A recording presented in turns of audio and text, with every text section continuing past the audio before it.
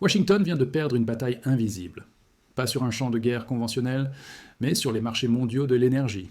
Donald Trump avait promis d'écraser le Venezuela. Il avait déployé une armada dans les Caraïbes. Il avait saisi des pétroliers, imposé un blocus naval. Et pourtant, quelque chose d'inattendu s'est produit. Les compagnies pétrolières américaines ont refusé de jouer le jeu. Chevron, la dernière major présente au Venezuela, a commencé son retrait. ExxonMobil reste à distance, ConocoPhillips a aucune intention de revenir. Le rêve américain de contrôler le pétrole vénézuélien effondre. Et pendant ce temps, Pékin observe en silence. La Chine n'a pas besoin de négocier avec Washington. Elle a déjà trouvé une solution de remplacement. Le pétrole iranien coule à flot vers les ports chinois, moins cher et plus accessible. C'est et est l'échec le plus spectaculaire de la politique énergétique américaine. Un échec que personne ne veut admettre publiquement. Abonnez-vous à cette chaîne et activez les notifications. Ce que vous allez découvrir dans les prochaines minutes changera votre vision.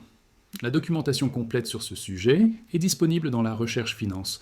Toutes les données sur les flux pétroliers, les sanctions, les alternatives, les connexions entre les acteurs majeurs, tout est réuni au même endroit. Le lien se trouve dans la description. Avant de plonger dans les détails, posons le contexte historique. Le Venezuela était autrefois un champ pétrolier. Dans les années 2000, la production atteignait 3 millions de barils quotidiens. Le pays était membre fondateur de l'OPEP. Caracas rivalisait avec Riyad pour l'influence sur les marches, puis Hugo Chavez est arrivé au pouvoir. Il a nationalise l'industrie, expulse les multinationales. Les investissements se sont taris, la maintenance a été négligée, la production est effondrée progressivement. Sous Maduro, la situation a empire. Les sanctions américaines ont asphyxié les exportations. La fuite des cerveaux a vidé le secteur de ses ingénieurs. Aujourd'hui, le Venezuela produit 3 fois moins qu'il y a 20 ans. C'est une tragédie industrielle sans précédent. Et Trump pense pouvoir inverser cette tendance en quelques mois. Il se trompe lourdement. Revenons aux faits concrets. Janvier 2026. Les forces américaines capturent Nicolás Maduro lors d'une opération militaire. Trump annonce que les États-Unis vont reconstruire l'industrie pétrolière. Il parle de milliards de dollars d'investissement. Il promet que les grandes compagnies américaines vont affluer. Mais la réalité raconte une histoire différente. Le Venezuela possède les plus grandes réserves prouvées de pétrole au monde, plus de 300 milliards de barils sous terre, davantage que l'Arabie saoudite et l'Irak et la Russie combinent. Et pourtant, la production actuelle ne dépasse pas 1 million de barils par jour. C'est moins de 1% de la production mondiale. Pourquoi ce paradoxe? Parce que l'infrastructure est en ruine. Les raffineries sont délabrées. Les pipelines fuient, les équipements datent de plusieurs décennies. Pour simplement maintenir la production actuelle, il faudrait 53 milliards. Pour revenir au niveau des années 90, il en faudrait 183. Aucune compagnie pétrolière ne veut prendre ce risque. Pas avec des prix du brut aussi bas, pas avec une instabilité politique aussi élevée, pas avec un historique de nationalisation forcée. ExxonMobil se souvient encore de 2007. Hugo Chavez avait saisi tous leurs actifs sans compensation. ConocoPhillips réclame toujours 10 milliards de dollars de dédommagement. Ces entreprises ont des mémoires institutionnelles. Elles n'oublient pas les trahisons. Le PDG de Chevron, Mike Wirth, a été clair dans ses déclarations. Il souhaite de la stabilité, pas des coups de théâtre politique. Il veut des règles claires, pas des licences revoquées du jour au lendemain. Mais Trump offre exactement le contraire. En février 2025, il a annulé la licence de Chevron. Puis, il l'a modifiée, puis, il l'a restreinte. Les entreprises détestent l'incertitude. Et l'administration Trump est synonyme d'imprévisibilité. Le résultat est paradoxal. Trump veut le pétrole vénézuélien pour l'Amérique. Mais les compagnies américaines refusent d'aller investir. La stratégie de pression maximale se retourne contre Washington. Les sanctions n'ont pas fait tomber Maduro pendant des années. L'intervention militaire a finalement réussi. Mais la victoire militaire ne garantit pas une victoire économique. Le pétrole reste dans le sol. Les investisseurs restent à l'écart. Et la Chine continue de sourire. Dans la recherche finance, vous trouverez analyse complète. Les projections financières, les calculs de rentabilité, les raisons pour lesquelles Wall Street ne croit pas au miracle vénézuélien. Le lien est juste en dessous. Continuons avec les données chinoises. La Chine avait tout prévu. Pékin ne laisse jamais rien au hasard. Les stratèges du Parti communiste anticipent les mouvements américains. Ils avaient compris que le Venezuela finirait par tomber. Ils avaient déjà préparé des alternatives. Le pétrole iranien était la solution évidente. Disponible, abondant et désespérément en quête d'acheteurs. Téhéran ne peut pas se permettre de perdre son client chinois. C'est une relation de dépendance mutuelle. mais une dépendance que Pékin maîtrise parfaitement. Pendant que Washington enlise au Venezuela, Pékin exécute sa stratégie. La Chine importait 389 000 barils par jour du Venezuela. Cela représentait 4% de ses importations maritimes totales. Pas énorme, mais significatif. Surtout pour les raffineries indépendantes du Shandong. Ces petites raffineries, appelées teapots, dépendant du pétrole à prix réduit. Elles ne peuvent pas rivaliser avec les gens des États comme Sinopec. Leur avantage compétitif repose sur une seule chose. Acheter du brut sanctionne à des rabais importants. Le Venezuela offrait exactement cela. Du pétrole lourd, difficile à raffiner, mais vendu 10 $ sous le Brent. Maintenant que cette source se tarit, que font les typos? Elles se tournent vers l'Iran. Est aussi simple que cela. Pas de négociations compliquées, pas de diplomatie, juste un changement de fournisseur sur une feuille de calcul. Le pétrole iranien est disponible en abondance. Téhéran produit 3,5 millions de barils par jour. La Chine en absorbe la grande majorité. Plus de 90% des exportations iraniennes vont vers l'Est. Et les rabais sont encore plus attractifs qu'avant. Le brut iranien léger se négocie 8 à 9 $ sous le Brent. Le brut lourd iranien offre des décotes allant jusqu'à 10 $. Pour les raffineurs indépendants, est une aubaine. Leur marge augmente, leur coût diminue. Le blocus américain sur le Venezuela ne les affecte pas. Il les avantage indirectement. Moins de compétition pour le pétrole iranien signifie de meilleurs prix. Ironie suprême de la politique de sanctions. Washington voulait étrangler Caracas et Téhéran simultanément. Le résultat est exact oppose. Iran devient le fournisseur par défaut du plus grand importateur mondial. La garde révolutionnaire iranienne engrange des revenus supplémentaires. Le régime des mollahs respire mieux financièrement. Et tout cela grâce aux décisions de la Maison-Blanche. Les chiffres sont éloquents. En septembre 2025, Iran exporte davantage vers la Chine, plus que l'Arabie Saoudite, le premier exportateur mondial. Vous avez bien lu. Le pays sous sanctions maximales dépasse le premier exportateur mondial. Est un renversement historique des flux énergétiques. Un renversement que personne avait anticipé à Washington. La mécanique de cette évasion sanctionnataire est fascinante. Le pétrole iranien est souvent rebaptisé comme malaisien ou omanais. Il change de main plusieurs fois entre intermédiaires. Les paiements effectuent en yuan ou par troc. Le système financier américain est complètement contourné. Les teapots chinoises n'ont pas d'actifs aux États-Unis. Elles ne font pas d'affaires en dollars. Elles sont donc immunisées contre les sanctions secondaires. Washington peut menacer, mais ne peut pas agir. Sanctionner des raffineries chinoises risquerait une guerre commerciale majeure. L'administration Trump a déjà sanctionné 3 typos en 2025. Le résultat a été négligeable. Des autres raffineries ont simplement pris le relais. Le système est résilient, adaptable, décentralise. Il échappe au contrôle américain. Et il se renforce chaque année. En octobre 2025, 41% des importations chinoises provenaient de pays sous sanctions américaines, Iran, Russie, Venezuela combinés. Près de la moitié de l'approvisionnement énergétique chinois échappe aux règles occidentales. Est une transformation structurelle du marché mondial. Une transformation qui ne inversera pas facilement. Les infrastructures de contournement sont en place. Les routes maritimes sont établies. Les intermédiaires financiers sont opérationnels. Tout ce réseau a été construit sur des années. Il ne disparaîtra pas parce que Washington le souhaite. Est une réalité structurelle du commerce mondial. La Chine ne viole techniquement aucune loi internationale. Elle achète du pétrole à des pays souverains. Les sanctions américaines ne sont pas des lois mondiales. Ce sont des décisions unilatérales d'un seul gouvernement. Pékin refuse de reconnaître leur légitimité. Et la Chine n'est pas seule dans cette position. Inde continue d'acheter du pétrole russe.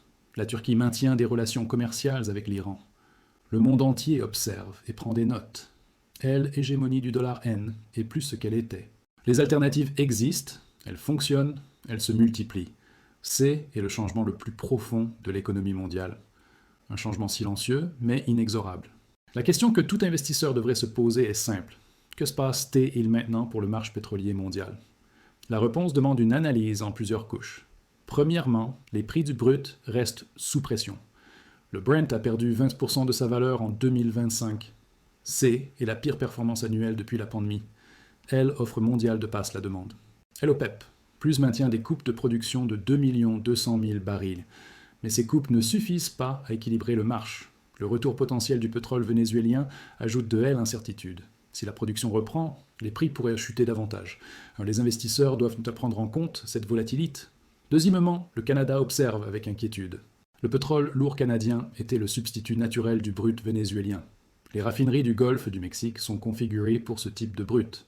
Si le Venezuela revient sur le marché américain, le Canada perd des parts. Les rabais sur le Western Canadian Select se sont déjà élargis. 4 à 5 $ sous le Brent pour les livraisons dès avril. C est une mauvaise nouvelle pour Alberta. C est une bonne nouvelle pour les raffineurs texans. La concurrence entre fournisseurs S intensifie. Dans la recherche finance, vous trouverez la documentation complète. Les données par pays, les stratégies des grandes compagnies pétrolières, les projections pour les 12 prochains mois, tout est de taille. Le lien est dans la description. Poursuivons avec les conséquences géopolitiques. La troisième dimension est stratégique. L axe Chine, Iran, Russie se consolide autour de L énergie. Ces trois nations partagent un objectif commun. Réduire la dépendance au dollar américain, construire des circuits commerciaux parallèles, créer une alternative au système financier occidental. Le pétrole est le lubrifiant de cette alliance. La Russie vend du brut à la Chine avec des rabais de 30%, et l'Iran offre des conditions encore plus avantageuses. Le Venezuela, tant qu'il exportait, complétait le triangle. Ces flux créent des interdépendances économiques profondes. Ils renforcent la cohésion politique entre régimes autoritaires. Ils affaiblissent l'efficacité des sanctions américaines. C est un cercle qui auto-alimente. Plus Washington sanctionne, plus les alternatives se développent. Plus les alternatives se développent, moins les sanctions sont efficaces. Le pétrole sanctionne ne disparaît pas du marché. Il se réoriente vers des acheteurs moins regardants. La Chine absorbe ce que l'Occident refuse, et elle en tire un avantage compétitif. Des coûts énergétiques inférieurs pour son industrie. Une influence diplomatique accrue sur les producteurs. Un levier de négociation face aux États-Unis. Pékin ne perd rien dans cette configuration. Washington perd sur tous les tableaux. Les compagnies américaines restent à l'écart du Venezuela. Le pétrole sanctionne continue de couler vers l'Est. Et l'Iran se renforce malgré les sanctions maximales, et le dollar perd progressivement son rôle de devise de réserve. Quatrièmement, les conséquences non intentionnelles accumulent. Trump voulait punir Maduro et couper ses revenus pétroliers. Il a réussi partiellement, Maduro est capture, mais les revenus pétroliers vénézuéliens N n'ont pas disparu. Ils ont simplement changé de destination. Au lieu de financer Caracas, il finance maintenant Téhéran. La garde révolutionnaire iranienne reçoit un afflux de capitaux. Ces fonds servent à armer le Hezbollah au Liban. Ils financent les Houthis au Yémen. Ils soutiennent des milices en Irak et en Syrie. La déstabilisation régionale amplifie. Tout cela à cause d'un effet de substitution que personne avait anticipé. C est la loi des conséquences non voulues. Chaque action génère des réactions imprévisibles. La politique étrangère américaine en est, elle, illustration parfaite. Regardons maintenant les chiffres de la flotte fantôme. Des centaines de pétroliers naviguent sans pavillon reconnu. Ils transportent du brut, sanctionnent vers des destinations discrètes. Ils éteignent leurs transpondeurs pour éviter la détection. Ils changent de nom et d'immatriculation régulièrement. C est une industrie parallèle qui vaut des milliards. Les Alscook sont devenus un paradis pour ces navires. 34 tankers Liza L, évasion de sanctions, y sont immatricules. Le registre maritime gère depuis un petit bureau, à côte d'une pizzeria, selon les enquêtes. C'est le symbole parfait de ce nouveau monde. Les frontières sont poreuses, les contrôles sont inefficaces. L, argent, trouve toujours son chemin. Le pétrole aussi. Trump peut déployer toute l'armada américaine, il ne peut pas arrêter ce flux invisible. Les sanctions sont un outil du XXe siècle, face à un monde hyper-connecte et décentralise. Elles perdent leur efficacité chaque jour un peu plus. Revenons au Venezuela pour comprendre, l'avenir possible. Intervention militaire change la donne politique. Mais n'a pas résolu les problèmes économiques fondamentaux. Le pays reste en ruine, la dette extérieure dépasse 150 milliards de dollars. Les créanciers font la queue pour récupérer leurs fonds. Citgo, la filiale américaine de PDVSA, est disputée devant les tribunaux. Les obligations souveraines valent quelques centimes pour $1. Reconstruire prendra des années, peut-être des décennies. Et pendant ce temps, la Chine sera patiente. Pékin n'a pas besoin du pétrole vénézuélien immédiatement. Iran suffit, la Russie complète, le marché spot offre des alternatives. La stratégie chinoise est de long terme. Elle consiste à attendre que la poussière retombe, puis à négocier des conditions avantageuses avec le nouveau gouvernement. Des contrats à long terme, des investissements dans infrastructures. Des prêts conditionnent à des livraisons de pétrole futur. C est le modèle que Pékin a appliqué en Afrique. C est le modèle qu'elle reproduira en Amérique latine. Les États-Unis peuvent capturer Maduro. Ils ne peuvent pas empêcher la Chine de commercer. Le commerce n'est pas un acte de guerre. C'est la réalité du XXIe siècle. Pour les investisseurs, plusieurs enseignements émergent de cette situation. Premièrement, ne jamais sous-estimer la résilience des marches. Les flux pétroliers se réorientent, ils ne disparaissent pas. Les sanctions créent des opportunités pour ceux qui les contournent. Les tiapos chinoises en sont la preuve vivante. Deuxièmement, la diversification géographique devient essentielle. Un portefeuille concentré sur les marches occidentaux rate des opportunités. Les économies asiatiques croissent plus vite. Leurs besoins énergétiques explosent. Leurs marches boursiers offrent des valorisations attractives. Troisièmement, les matières premières restent un actif stratégique. Le pétrole, le gaz, les métaux rares. Ce sont les fondations de l'économie réelle. Les politiques de sanctions ne changent pas cette réalité. Elles ne font que redistribuer les cartes entre acteurs. Quatrièmement, l'incertitude géopolitique est la nouvelle normalité. Trump, Biden et ceux qui suivront. Chaque administration apporte ses propres priorités. Les règles changent. Les licences sont révoquées ou accordées. Les entreprises doivent adapter ou disparaître. La flexibilité opérationnelle vaut de L or dans ce contexte. Cinquièmement, surveiller les signaux faibles. Les déclarations officielles cachent souvent la réalité. Les flux de tankers révèlent les vraies tendances. Les données de Kepler et Vortexa sont plus fiables que les communiques. Apprenez à lire entre les lignes. Les marches pétroliers sont opaques par nature, mais l'information existe pour ceux qui la cherchent. Sixièmement, pensez en décades, pas en trimestres. La Chine planifie sur 50 ans. Les États-Unis réagissent au cycle électoral. Cette différence de temporalité explique beaucoup de résultats. Les investisseurs qui adoptent une vision longue sont avantages. Ceux qui paniquent à chaque tweet présidentiel perdent de l'argent. La patience est une vertu sous-estimée dans les marches actuelles. Septièmement, ne confondez pas morale et profit. Les sanctions peuvent être justifiées éthiquement. Elles ne sont pas forcément efficaces économiquement. Les investisseurs doivent séparer ces deux dimensions. Comprendre la réalité N et pas L à prouver. C est simplement la condition pour prendre de bonnes décisions. La documentation complète est disponible dans la recherche finance. Tous les chiffres, toutes les sources, toutes les analyses. Le lien est dans la description juste en dessous. Alors, que retenir de tout cela ? Trump lance une offensive militaire au Venezuela. Il a capturé le président, il a déployé une armada. Mais il n'a pas capturé le pétrole. Les compagnies américaines hésitent, les investisseurs restent prudents. La Chine a déjà trouvé son alternative iranienne. Le système de sanctions montre ses limites structurelles. L'efficacité diminue à chaque nouvelle mesure. Les cibles adaptent, les alliés aussi. Et les conséquences non intentionnelles accumulent. L'histoire du pétrole vénézuélien illustre un principe fondamental. Le pouvoir économique ne se conquiert pas par la force. Il se construit par la patience, la constance, la stratégie. La Chine a compris depuis longtemps. Washington continue d'apprendre cette leçon à ses deux pans. Partagez cette analyse avec ceux qui veulent comprendre. Abonnez-vous pour recevoir nos prochaines investigations. Les marges énergétiques évoluent rapidement. Rester informé N est plus une option. C est une nécessité. La prochaine grande transformation est déjà en cours. Serez-vous prête quand elle arrivera ? Merci d'avoir regardé jusqu'au bout. Votre soutien nous permet de continuer ce travail. À très bientôt pour de nouvelles analyses.